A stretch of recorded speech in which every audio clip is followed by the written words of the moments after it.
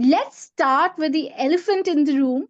This year's United Nations high level meeting was hailed as a milestone for non communicable diseases, but most diabetes advocates are calling it a watered down document. Why?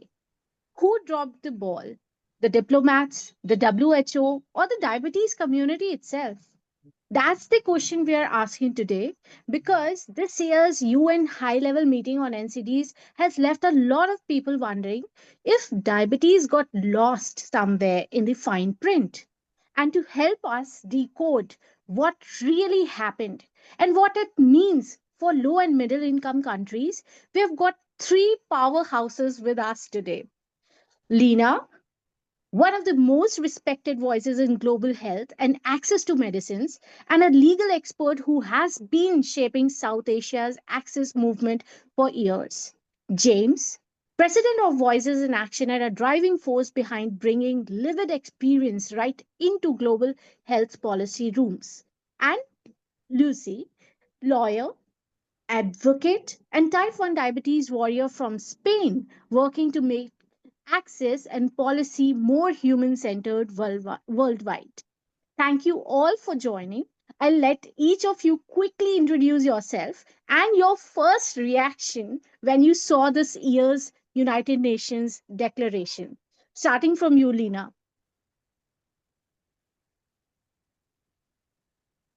I just wanted to make two quick points on the UN high level meetings that happen on different therapeutic areas.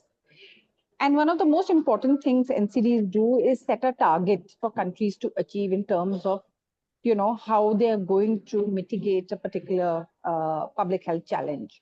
And I think this is something that we've used across health systems when we go to court on the right to health to say that the UN high level meetings and the statements that come post that, which are actually signed by very high level, for example, the ministries of health, usually set the tone for country targets. Okay, Mm, and also set the tone for what we can ask for in court in terms of targets. So I think mm, one thing that comes to mind is that sometimes even a weak declaration can play into your hands mm. if you do a proper analysis. And I think this is very important that we actually publish an analysis of the UN high level meeting in the sense that how we can use it, but also where the gaps are and how we can start looking at ways of addressing those gaps through other mechanisms. Say, for example, constitutional rights through a court mechanisms and so on. And number two, I wanted to say this that one of the things that I've like really learned from is that by saying that you let us down in a UN high level meeting in XYZ kind of context always gets some member states to take the lead in being more proactive than what the UNHLM actually dictates in terms of targets and other things. And lastly, I think where the UNHLM largely failed is this that it wasn't that governments and public health programs are not aware that NCD is the big challenge, right? You can see South Africa, you can see countries starting to think of an NCD program, okay? But if you don't provide the tools on transparency, pricing, how to manage big pharma, competition, intellectual property, regulatory issues, technologies like pens and analogs and rapid acting, and of course long acting insulins, then then of course countries we lose out because you don't haven't prescribed the tools that we can use with government. Yeah. So I think these are the two areas that I would say let's do a quick and dirty analysis and then use this momentum where we say that this is not enough to build a movement with other activists who might be Absolutely. interested. Yeah, Absolutely. We'll that's we'll it. I'll talk stop here. about it in detail for sure. James? Yeah, I agree with everything that Lena is saying. Like even a weak declaration, you still have to analyze what happened. I think we should not sugarcoat it. It sucked. It was a bad declaration. So I mean specifically, talking about from the diabetes standpoint. When we saw the first couple drafts come out, we had the global diabetes coverage targets. We want 100% of people living with type 1 to have insulin and ability self-monitored by 2030. That was going to be like our landmark sort of thing. we also had a lot of the language on meaningful engagement that was stronger. We had mention of insulin, we had mention of type 1. And then somewhere along the line, they stripped it all out, and I asked the Canadian mission, like, okay, well, why did you make those changes? And they said, well, there was like streamlining. Some of the member states wanted to streamline. And I'm like, okay, but you went from 10 pages to 15, but you added 5 pages, but you took out everything that mattered to us. So yeah, I think we need to face reality that it sucked. I mean, they said that they had to streamline it and compromise, but it was still voted down by the US and Argentina, so it still hasn't passed. Um, and this is the fourth one. I know also people in the type 2 community were quite angry that, GLP-1s, no mention of GLP-1s, which are very important modalities for them. And you can't say they weren't thinking about diabetes because they opened the meeting talking about a young girl living with type 1 in Zimbabwe. So we're on their mind. They're very happy to use us. They're very happy to use our stories. They're very happy to use our connections. And a lot of us put a lot of time into that declaration. Um, and frankly, who's at fault? I think the member states are definitely at fault. Um, there's no way to say that. It's a member state driven process, so they stripped out for whatever reason. And I actually asked NCD Alliance when I was in Geneva last week, like who was the anti type 1 member state, right? Like who's the member state who like wanted to like strip us out? And the two responses, one was that, well, the global diabetes coverage targets were a WHO thing, and the states is just attacking everything WHO just to do it. And then the second one, which was even more disappointing, was she said, well, it could have just been a careless revision. And if you think about the word careless, it Hmm. means you do not have care. Hmm. You couldn't care. So I think it raises a broader question for us as a diabetes community. Do we really need to be spending time and energy into processes that ignore us? Or Yeah. do we take that time and energy into things like national level debates, Hmm. into regional level processes? I think that's an interesting point for me. Absolutely. Absolutely. But We'll yeah, we'll come back to you, James. Lucia. Yes, well, thank you so much for these perspectives. I'm going to bring one that is slightly different but completely connected, and that is that at the moment we are living in a moment where the political situation, the world is unpredictable, polarized, and many human rights are not even being respected, not to mention the right to health. Hmm. Even the right to life is at stake at this moment. And despite these challenging conditions, we made it with a political declaration that's quite decent and that for the first time recognized the expertise of people living with health conditions, including diabetes. So for the Hmm. first time, we are obtaining a tool to demand our governments that we are experts, that we have something to say in policy making, that we can improve our health systems, and that's a huge achievement. Yeah. Of course, one that is not as ambitious as we would have liked, but it's a baby step, a first step that we have to celebrate because nothing like this existed. And if we Hmm. start talking about 10 years ago, well, we were just patients. What do you patient know? So we Hmm. have advanced a lot. Now we are a part of a political declaration that's acknowledging explicitly our expertise. That's a Hmm. lot. Besides that, we have two targets for access to essential medicines in WHO essential medicine list, at least 80% in facilities in all countries and 60% of financial protection measures in place. So that's also a huge win. Okay, it could have been better. Yeah. And it would ideally be even better if we didn't have the opposition of the United States and Argentina. Hmm. But at the moment, we have obtained powerful tools to keep working for our mission. Yes. Let's discuss this in detail. And that's our panel: policy, advocacy, and lived experience all in one frame. And let's get straight into it and find our answers. I'll come back to you, James, and would like to ask that every declaration promises equity. But when it comes to insulin access in low middle income countries, nothing changes. Are we witnessing declaration fatigue, like all talk, no action? James. Yeah, it's a tough one. I think there's no fatigue for making more declarations. I mean, there's, declarations that don't really, have teeth or law or anything like that. I don't think anyone's tired of making those, but I think when it comes to actual legal changes in the country level, I think it's variable by country. I think, I was quite pessimistic on the high level stuff, and I think I remain so actually, but I'm not pessimistic on the idea of progress being made in different countries. And I think certainly when we start seeing, we all know that like most insulin products are created by three large corporations. But then I start seeing a little bits of change on that. Certainly, in our Voices in Action WhatsApp group, you could see there's some green shoots in Africa for some new manufacturing. The APIs being made in India and China are starting to infiltrate in more countries.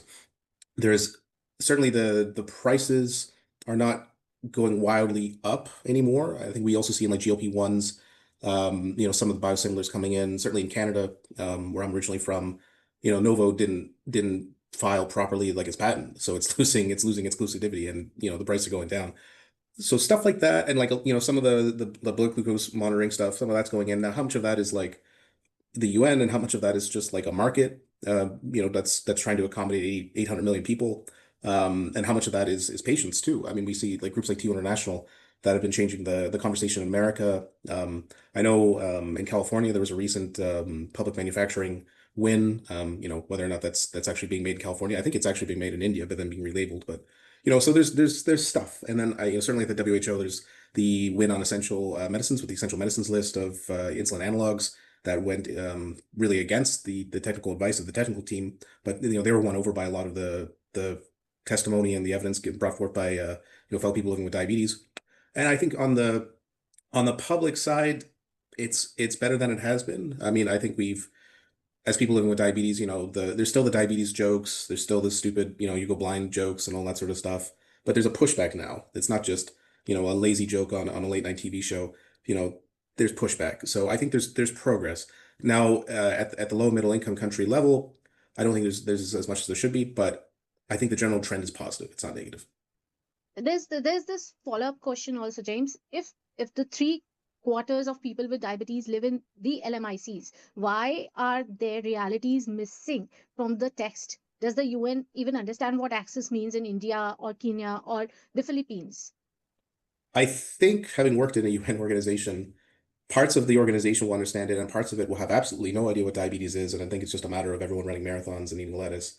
And it's really desperate between the different groups. So like you could have a technical unit that's focused on diabetes that is aware of the reality, and then you'll have another group that's focused on like say lifestyle change or like behavioral modification, and they don't really even know what insulin does, and they don't really know and so that kind of disunity and unawareness of the actual reality of diabetes kind of comes through in some of the disjointed language you see being used on non-communicable diseases, Yes.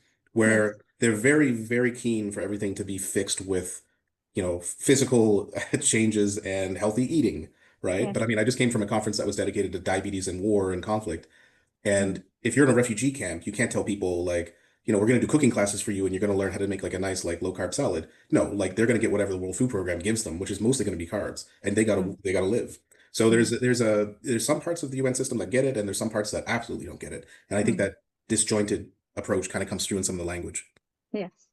So, I would like to quickly come to Lucy and Lena. Would you like to comment on this? If, like, do you think does the UN even understand what access means in the lower middle income countries?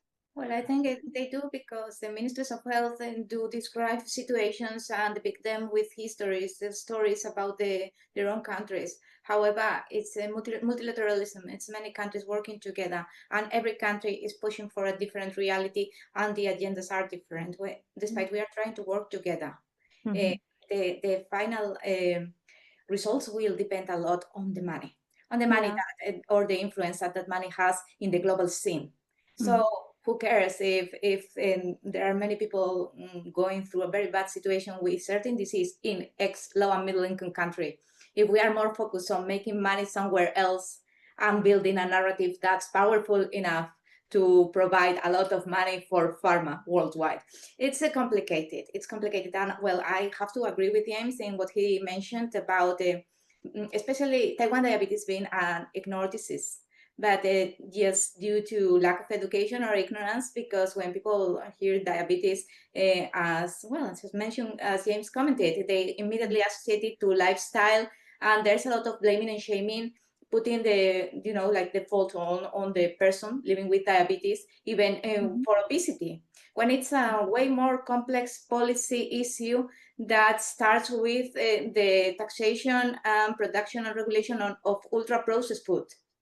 So it's way more complex than just blaming the patient. There's a lot to it. Leena, would you like to comment on this? Yeah, so just a sort of analysis on this that I wanted to sort of share is that UNHLMs traditionally have been organized to set targets for low and middle income countries, to be very honest, because, for example, if you look at HIV drugs, antiretrovirals, they were already available in the West and they were not available in LMIC. Similarly, we've seen this with TB, we've seen this with other diseases. Yes. So I don't have a problem with that. What I have a fundamental problem is that actually activism fuels change, and how do you build activism? You build activism by going to court to ask for the right to insulin for people with diabetes who are insulin dependent, type 1, type 2, and sort of gestating these battles, which are very important, because even within India you have the richer states and the poorer states and a double standard and different strokes for different people, right? So I just wanted to say this, that we have to gestate this. We have to make those links, legal rights links to children, for example, who have diabetes and have to go to school, and between schools denying them admission because they feel it's too complex to manage a child with diabetes, fighting and getting the education ministry to issue the necessary regulations, but also fighting to get the technologies for kids who need it in school. So I think we are at a very crucial point that if we want the UNHLM to be a strong political declaration in our favor, then we'll have to create the activism for it. And activism comes from two ways. Either people march or they go to court. And when we go to court, we mobilize around the court case. So this is what I would say. And the last thing I wanted to say is this, that, pushing back on double standards and explaining what double standards means in diabetes is absolutely crucial. And I saw this huge battle when MSF first put out the pen message, when people would just walk up to us and say, human insulin is good enough. And we would just go hammer and bang. And then suddenly we would say, sorry, this is a double standard, and the language changed because they got scared that you're telling us, you're accusing of double standards, which, implies a certain level of discrimination being built into it. And lastly, I think we need to look at what James said, that different states are different strokes. So some countries are flush with money for health, and some countries are going through a debt crisis. So they don't want to touch NCDs. Which are the states we can go to, and which are the states we can say, well, you need to wipe off that debt so that NCDs can be addressed. So this is the kind of political activism, agenda making, moving together that we should do, irrespective of whether the UNHLM is there or not. That's it. But Leena, I really want you to be honest on this, that are we really failing to play the politics game? Like cancer got a global fund, HIV has billions. Why does diabetes still sound like a lifestyle problem to policymakers? Like, what is it that we maybe is advocacy and activism not connected in between, or what is it like? It still sounds like a lifestyle problem. Healthy lifestyle has to be followed, and so I think the larger issue of IC stigma and all of that needs to be addressed, but sometimes one court case can change the narrative, and I just wanted to simply say this, that when we started to deliver coffins or take the arthis, when we take the dead bodies of people in with HIV and said, we'll come to the health ministry and we'll deliver it to you. And the health ministry got so scared because they'll say, oh shit, you're going to deliver bodies of people living with HIV onto our doorstep. We said, yeah, if you don't provide the antiretrovirals, we'll keep delivering the bodies to you. And of course, it was a crazy idea by someone who out there who decided to, twist the health ministry. I feel that, we really have to be in their faces now. And that's the activism that, sometimes what happens is, in trying to save one child and one patient, we forget that the larger bit of activism that we need to build, whether it is, and we don't get co-opted by the pharma companies and the other pharma funded alliances that are being built, which I think is at the bottom of my heart. I think we are part of the health and rights movement, and there'll be so many solidarity. People understand, and people are understanding now what diabetes means for children as well as adults. Yeah. So just in one line, Leena, if you were in that UN hall, what would you have demanded to be included in the declaration that wasn't? Just in one line. Without worrying about the UN declaration, what I would do is I would set up a dialogue between Argentinian, Brazilian, Indian, South African, and many other activists to say how we can entrench the right to insulin. And of course, not just human insulin, but the pens and the analog into the right to health and right to life language in our cases. Are there people living with HIV who have diabetes who will go to court? Who's going to do this?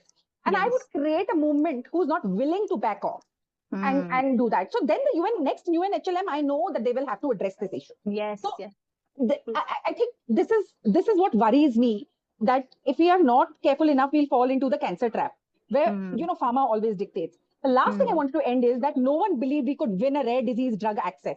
Okay. Yeah, right. And we did. Last week, the court refused to give an injunction. When we went to court, all the SMA patients were taking donations of Roche. There was this one girl who said, I don't want your donation. I will go to court. And she stood her ground for those 6 months. And the court said, sorry, we are not giving an injunction to Roche. And Risdiplam came for SMA patients. So I think this kind of discussion, dialogue, push is very important. And also it has to be a consultative process. No one can do this alone. So I just want to... And the fact is, Leena, us as diabetes fighters, we have been here for 8 years now. We haven't taken any money from pharma, and that's what gives us the voice to actually speak and talk, discuss these important topics. I'll quickly come to James and Lucy. In one line, if you were in that UN hall, what would you have demanded to be included in the declaration that wasn't? Well, James. if it's one thing, it's the global diabetes coverage targets that they already agreed to 3 years ago, unanimously, and for some reason couldn't find room in the 15-page document to give one line on. But then more broadly, I think I think hammering the double standard point is really effective, and I think we don't have to be too polite about it. I mean, people have asked me, because you'll see, like, it's funny enough, the people who really push like the older methodologies, like human insulin and syringe and using even urine dipsticks, they're usually rich white endocrinologists who live in some of the highest income countries in the world. And then when you say, like, well, would you start your own kid on NPH, and a syringe and then a couple of test strips a day, they say, they either say, well, that's not what we're talking about, but they know the answer. They wouldn't, right? They would not. They would put their kid on like the newest CGM, maybe even the ultra long acting insulin's coming out, and like, they would probably try to get a closed loop system going. Like, let's be real, let's be real. And I think if I had a second thing to tell people in that room, it would be to stop infantilizing people living with diabetes, stop treating us as children. And that also goes for, like, some of our supposed allies in the space, right? It's a lot of people are very quick to to tell us what's good for us, right? But like, I think people living with diabetes are smart people. I'm gonna be at a meeting in Malta in a couple of weeks. People with diabetes run countries, right? People with diabetes run companies. People with diabetes are billionaires. Like, we are just human beings, so we have our own power. And if we could plug our own group that Lucia and I are doing, Voices in Action, People Living with Diabetes, that's what we're trying to do. We're trying to, like, get control of the agenda, because we've seen what a global diabetes agenda controlled by people without diabetes looks like, and we think we can do better. Yeah, but I think you need to shorten your one line, James. Fair enough. It was a politician's one line. Yes. Lucy. Yes, well, I was actually, for real, I was in that UN hall and I had my statement ready. And despite I couldn't read it, I already spoke at the multi-stakeholder hearings that took place in March in New York, and I demanded the same. Meaningful engagement of people living with NCDs and mental health conditions in the treatment and agenda on these conditions. So it's for us. My final line was, are you just willing to share space, or are you starting to share power? So that was the message. We need power to talk about. We are not a country, but we bring for example, diabetes in the country and its needs to the global agenda. And as James was mentioning, that's what we are trying to achieve at Voices in Action. We want to control that agenda because we are the experts. That's already recognized. But I would have demanded not just a recognition that is empty and not enough, if it's not accompanied by measures to address disparities and engage everyone, and also a clear framework for engagement, as well as budget, because without budget, we cannot do anything. Absolutely. And I don't know, I mean, who should be sponsoring, who should be creating this budget, but definitely we do not have to completely depend upon the pharma companies for this. Absolutely. Yeah. So let's switch the gears, and we've seen the world can't stop talking about the GLP-1 drugs. Ozempic, Wegovy, Mounjaro, they are the hottest ticket in the pharma industry. But are they overshadowing the real fight, insulin access and type 1 diabetes care? And for this, I would like to come back to you, Leena. We have seen $1 million valuations, celebrity endorsements, and global shortages. But for LMICs, are GLP-1s just another luxury item that won't reach the people who actually need them? So in the short term, GLP-1s caused a crisis in terms of pen availability, right? The delivery device that was started with insulin and then got co-opted into being used as a delivery device. That was a short-term crisis. The long-term crisis is that what it actually overshadows is the battle on sugar and salt and the food industry.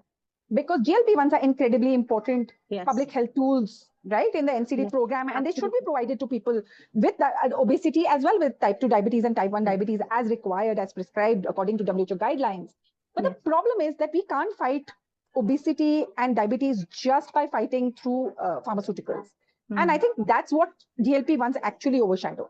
That we should be talking to the right to food movements in our countries and saying, how can we get our governments to do something about big food and what's happening around us with sugar and salt and so on to fight NCDs? And this is what they're actually doing it. Lastly, I wanted to say is this.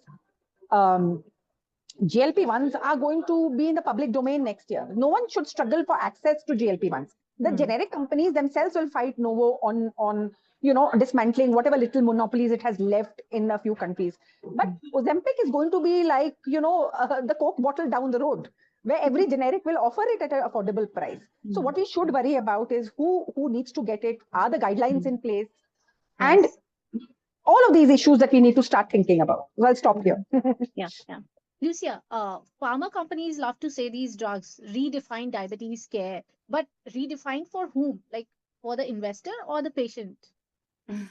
That's a great question. And let's be clear, a treatment that is only for the wealthy or only the wealthy can afford does not redefine care. It redefines exclusion. Innovation is powerful, but innovation without access is just deepening existing inequalities. We celebrate scientific breakthroughs while people in low and middle income countries are still reusing needles, rationing insulin, and dying because they cannot afford even the basics. So go figure. And that's not progress. That's a failure. Failure because we have very advanced treatments while there's not access to the most basic things. And if these drugs truly redefine care, then the measure of success should not be the prices or market growth, but the number of lives improved, the access, and how many people are reached, effectively reached, and how many families no longer have to choose between survival and death. Right.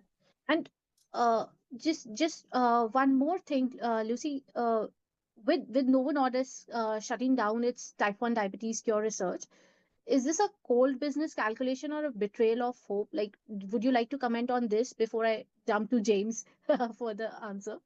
Well, I think that there's always an economic reason behind the main industry decisions because it's a matter of obtaining profit. And despite it's not a very beautiful reality for defenders of human rights or people living with a health condition, for industry, it's just business. Calculations, is this profitable? Is this providing benefit or are we losing money? And it will be a cold calculation. Yes. And we must acknowledge the world we live in, the capitalism, and that people are not here to lose money, but we have to defend our interests at the same time. So finding the balance is key. James, would you like to comment on this? Because it was a setback when we heard that Novo Nordisk is shutting down its type 1 diabetes cure research, and who holds them accountable when profit dictates the science? Well, I mean, so the question is it a business decision or is it a betrayal? I mean, it's a business decision. And I kind of read a comment that the amazing thing was that Novo Nordisk was funding curative research in the first place, which, sadly, we shouldn't expect these for-profit companies. And to give some context, Novo Nordisk is the biggest company in Denmark, and for a while was the biggest company in Europe. So, the Prime Minister of Denmark probably talks to the Novo Nordisk board probably every week. I mean, it literally like single-handedly is responsible for keeping inflation down. I forget the exact thing, but I read a thesis that it was like that one company single-handedly secures social democracy and the safety net of Denmark. Wow. So they, you know, so we can talk about like, yeah, I mean, it sucks, and like it would have been nice to see a cure coming out of Novo Nordisk, but Novo Nordisk is a big ship. It's $1 trillion ship. I mean, you know, now the stock breaks down a little bit, but we should not be expecting these huge multinational, multi-billion-dollar companies that are connected with the member state directly to have our best interests in mind. Their interests are to generate revenue and now to generate profit by cutting, you know, workforce.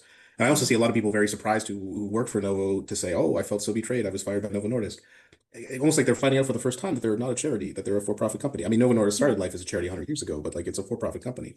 And I Right. think for anyone who's been buying Novo products for many years to stay alive, like I have, and I don't know what Lucia, what you take, but you know, like it's not a surprise, right? I mean, you look at the work by Driz and Melissa Barber. The products can cost $2 or $3 to make. They don't sell them for $2 or $3, right? I mean, they're Yes. selling them for 200 or 300.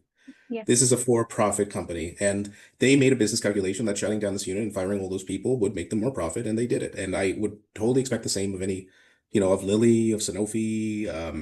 I'm not surprised at all. But I think when we look at like who should we be holding accountable for a cure, I think we should be holding people who say they're going to do a cure and actually looking into it, right? I mean, that also includes the non-for-profits, right? There's Mm. large non-for-profits who do raise millions and millions and tens of millions and hundreds of millions of dollars to say that they're going to fund a cure. Well, you know, go through their statements and then go through their actions and be like, okay, well, how's that going? And you know, and I think also we have to be realistic when we're diagnosed. I mean, who here was diagnosed and told that a cure was like a couple years around the way, right? I was 25 Yeah. years ago, right? Yeah. And Me 33 years ago. So I was, 33, there you go, yeah. right? It's just coming. Don't, you know, we're teaching you how to live, but in a couple of years, I think that also needs another reexamination, but that's another story entirely.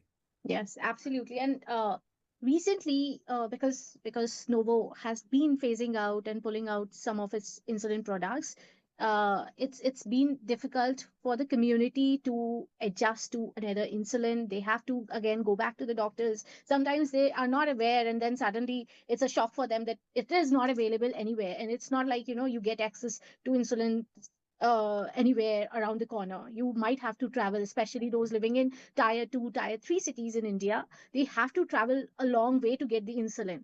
So this becomes a bit of a panic scenario amongst the communities when the insulin is not available or is getting out of stock on the pharmacies. So now I'll switch to another topic, which basically is focused upon low and middle income countries. And we are told every year that global health is about equity. Yet, the innovation, the access, the funding all stay in the global north. What is going wrong? Lucia, I want to start with this. That is the problem, the system, or is it our silence? Like, have LMIC advocates been too polite at the global table? I think so. I think so. I think that the system is what it is because we are contributing to the status quo. If we want something to be different, we have to start acting and walking the talk, not saying that things have to change or expecting someone else to change things. No, we have to do it ourselves. And in the global south is a power force that still need to be recognized, but we have to support each other at a global level. And I think that at Voices in Action, we can do that because we are unifying people from all over the world and we are all working for the same cause. When we were discussing the UN before, we were speaking about member states and countries, but we are all citizens of member states and different countries with a common interest. And as citizens, we have rights and obligations. And in our rights, we have our right to health. And our right to health includes access to medicines, educations, and technologies we need to thrive. So by working together, we can amplify and improve the agenda for every single country, at least when it comes to our small portion of diabetes. But it's already a first start. If we work together, we can change things. If we don't do anything and expect everything to be served, nothing is going to happen. So just a follow-up question. Uh, if we don't have to be polite, do we also need to be disrespectful? I mean, how do we balance that? Because No at the way. table, when we have to speak, How do we make sure that we are balancing everything and we are not sounded like, James mentioned earlier, that we are not kids and we are at the some of the really highly influential places and positions. So That's how a do we very good question. make it very clear to the board, to the UN and other leading organizations, that we Yes. have to be listened. That's a great question. And that also marks the difference between what some people call advocates and activists, because Yeah, activists are like more noisy. But in my opinion, and from my perspective, the thing is that we have to be polite but not submissive. We have to keep showing up yeah, with arguments, have everything well prepared, have our legal arguments, have our yeah, data ready, have people who are trained, who are speaking the policymakers' language, who are speaking the scientific language.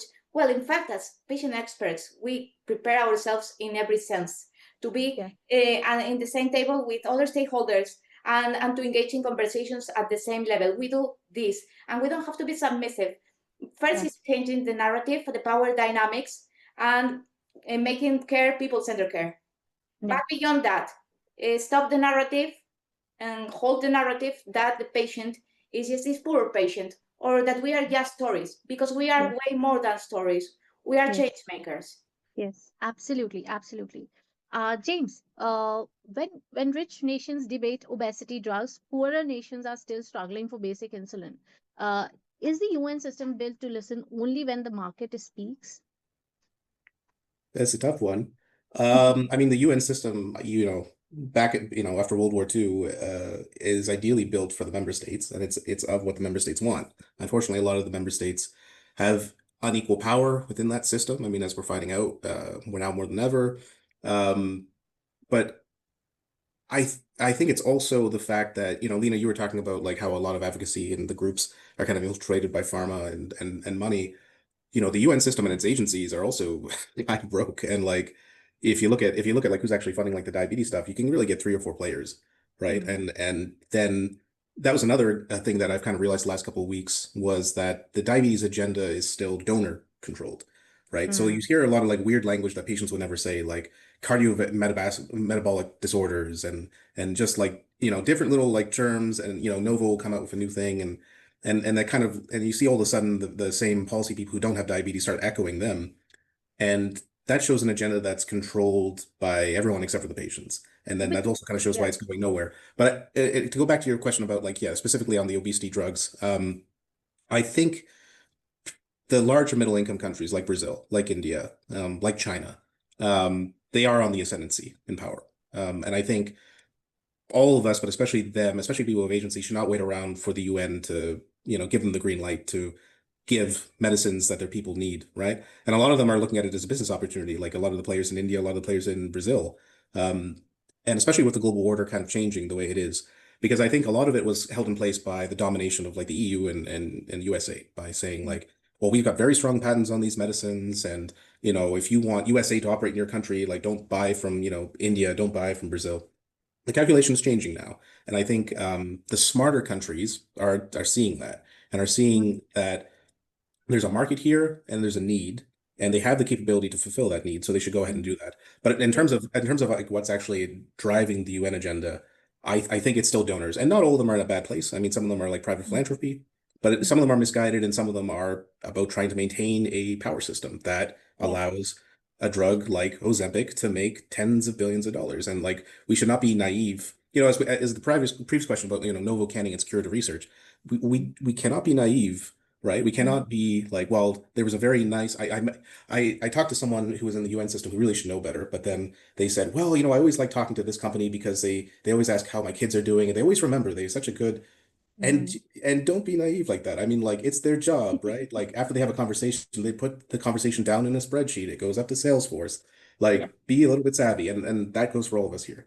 But yeah, don't absolutely. wait. It's my listen. Absolutely. And besides the donors will, there is this political will also, that especially for LMICs I'm concerned about. And that's why this next question I want to ask Leena about, if countries like India, Brazil, we can launch rockets to Mars? Why are we still begging for insulin access programs? I mean, where's the domestic political will, Leena? So I think the crux of your question is that is what, when you look at science, now the biggest hit to scientific progress today is the US withdrawal of funding to NIH and so on. Okay. So I think no, yeah, it's there, but we have to take that with a pinch of salt. Yeah. I think what people fail to realize is that how many of us are actually setting the scientific agenda of governments like India, for example. And I feel that everyone just looks to a blockbuster product. But if Biocon can make insulin today, it's because DBT, Department of Biotechnology, funded them and supported them through that process of developing biosimilars, right? And I think we need to set the agenda with our own countries who are investing in science today and investing it. It's not going to be the US model of looking for a cure, but they would boost pen delivery devices. They would boost, for example, they could actually fund long-acting insulins. Okay, the big fight in HIV has not been the vaccine or the cure. It has been now the long-acting technologies where 2 shots a year would then take you through the year for treatment as well as for prevention, right? So we could tell DBT today, Department of Biotechnology, you need to start looking at long-acting insulins, the once weekly insulins, and set the agenda for the products that we want in the future. And I think what James said, that there are some changes happening where you have China, India coming as competition to the big three. Yes. It's coming from the investments these countries have made publicly with public funds into the private sector to develop these products. It's not come out of the blue. Absolutely. And lastly, I wanted to say is this, that this also sets the agenda for regional manufacturing. So if China and India can do insulin analogs, you don't have the capacity in Africa or Latin America as yet. So we will then have to have this conversation, which are very difficult to have, because you need huge investments and huge support from the public sector to build regional capacity. And where are we with, the Africa CDC saying, just don't look at vaccines, look at, diabetes as a sector to fund, So I think there's a tremendous work that we can do. In terms of double standards, I have no doubt that, we'll be stomped upon. I attend the AIDA meetings by default by refusing to leave, And it was very interesting that when we were giving them inputs on GLP-1 patents or, how the market is going to work and all of that, they still would turn to a white person and say, well, do you think she's right? So I think as activists, we are used to, you have to grow a rhino skin to keep tolerating the double standard, not just in terms of products, but the way we are treated in a room, right?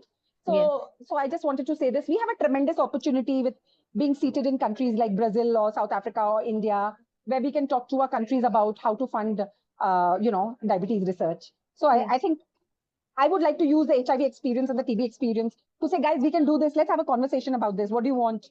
And just, reach out to these agencies who could make a huge difference in the next decade. Agencies as in like, Leena? Agencies as in? See, if you look at the government spin-off, the government has a public sector company that funds research, which is BIRAC. Okay. Yeah. Now, the Department of Biotechnology is by far one of the most important actor globally, not just in India, to set the agenda for what next diabetes products are going to be made. And within that, they've got BIRAC and DBT. And that's not just for Indians. They're making Aspart. Okay. Yeah. How did Aspart happen? And before that, long acting happened. All because DBT is pumping in money into it, right? So for me, I think I would go and have like a meeting with DBT, like Jane, all of you all getting together and saying, we want to talk to you. What's the future of diabetes type 1 and type 2? Yeah. So in your maybe just in one sentence, Leena, in your opinion, what must LMICs stop waiting for and start doing themselves? Like you already mentioned about going to DBT and agencies like these, but anything else that you want to add? We started to see in HIV and TB, we started to track the science. And I'm not saying that we were smart patients, right? We had MSF, we had TAG. So, we worked with each other's sort of strengths, MSF had the clinicians, TAG was doing these reports every year to help us to understand what technologies. So, for example, Treatment Action Group does this simple report on the pipeline, of TB, HIV, viral hepatitis, which is hugely useful to us activists to go and tell the government, this is the research we really need to do. So I think, we need to start thinking that if we don't want to be overlooked in science, then we need to know what the pipeline is. Is it long acting technologies like once a week insulin? Is it the cure? Is it technologies like the pen device that we need? And just sort of look at what we want, how we want to define this research mandate within our countries. So India is not without money, and so is Brazil. Okay, South Africa is doing well. With the Africa CDC is looking at areas of funding. So we have a small opportunity here to start talking to our agencies. Yeah. Yeah. James, in one sentence, what must LMICs stop waiting for and start doing themselves? Making their own insulin. I think I mean certainly the big ones, and then you can develop your own markets, but in one sentence, make your own medicine, including insulin, GLP-1s. Awesome. And Lucia?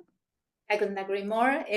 That was very well put together, making their own insulin, but low and middle income countries must stop waiting for the UN or pharmaceutical companies to solve their health challenges and start building their own capacity to research, produce, and distribute essential medicines and technologies. That's it, making their own insulin.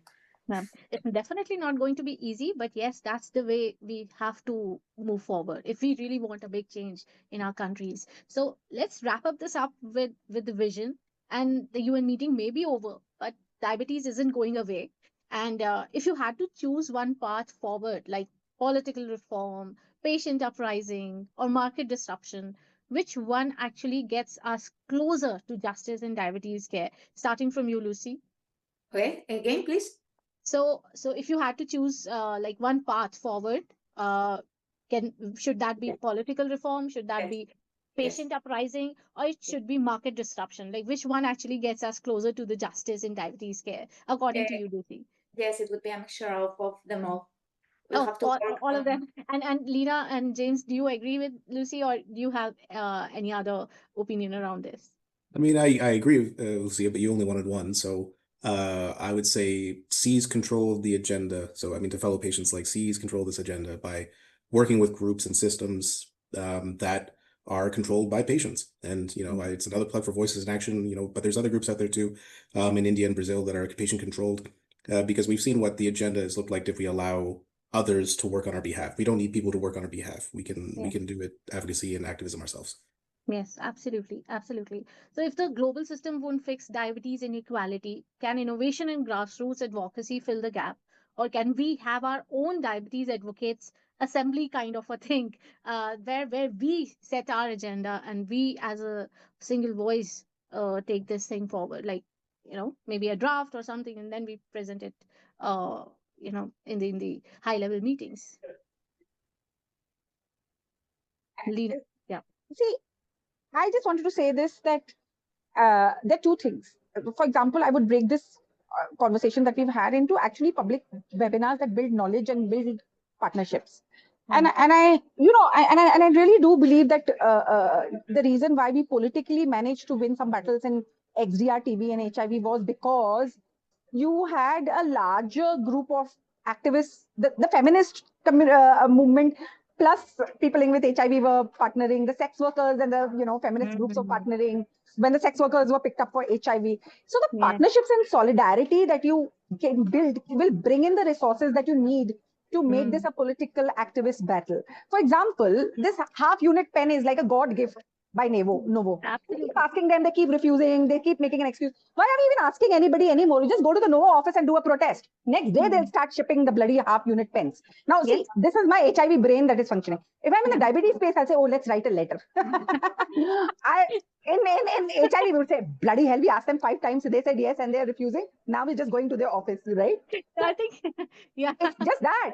And then we call the lawyers, okay, we are going to protest in front of Novo's office. You have to be there to negotiate with the cops to make sure we don't get arrested. We'll go to the police station, take some pictures, and we'll get out. We'll tell the cops, guys, we are really patients. We don't really want to arrest us and make a big media hoo-ha. Just getting organized to get shit back that has been given to us. I just want to do that. Yeah. So actually, Leena, you have opened my eyes, because we did ask Novo for 2,500 0.5 unit pens, and it was back in 2023, and still we haven't heard from them. So, and it was not just from Diabetes Fighters Trust, it was from all the communities in India. We asked for 2,500 pens. Was that really a big deal? No, but I think now this is the time that we really need to go and ask them in their office. We Can will you sit down with them. imagine if we turned up at their office and we demanded it instead of asking it, and take all our babies with us? What foundation is going to have in India? If we take all the babies with us and say, come on, give out the half unit pen so we're not going back. I think this is sometimes, we really need to stop discussing issues ab nauseam and just get our banners out and just do the stuff so they'll just give it to us. I'm sorry. Yeah, no, I've seen. I mean, the youngest in our community, Leena and James and Lucia, it's just 11-month old. And for an 11-month old, 1 unit could be too much. And Yes. not giving insulin could be, I mean, it could be a devastating situation. And then we don't have access to 0.5 unit pen. I mean, this is a situation that we are dealing with. And on the other side, there are people talking about looping, people talking about obesity drives. I mean, that's the gap that we really want to bridge, and we want to talk about this very transparently, very clearly. Yeah. So If I might though, just Dave, to give yes, credit to the people who are actually protesting, because TU International's been protesting in Indianapolis, I yes, think every year for 5 years. There was protests against Novo in South Africa, which made the news, was quite good.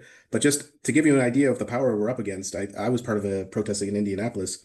That protest was written up in France 24. It was written up in BBC. It was not written up in the Indianapolis newspapers, because these companies are the biggest source of revenue. I mean, that wasn't officially it, but somehow the Indianapolis newspaper did not think it was a newsworthy story, but France 24 sent a camera crew. So I think, we should also be like eyes wide open. And I could also say, for the people who don't have diabetes who are listening to this, we would need your allyship, right? I mean, like MSF has been quite good, but we have more people. There are people with money. There are people with legal expertise. We need allies as well.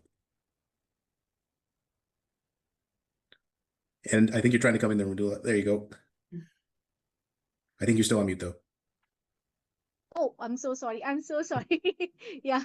So here comes the final real question before we wrap this up for all three of you.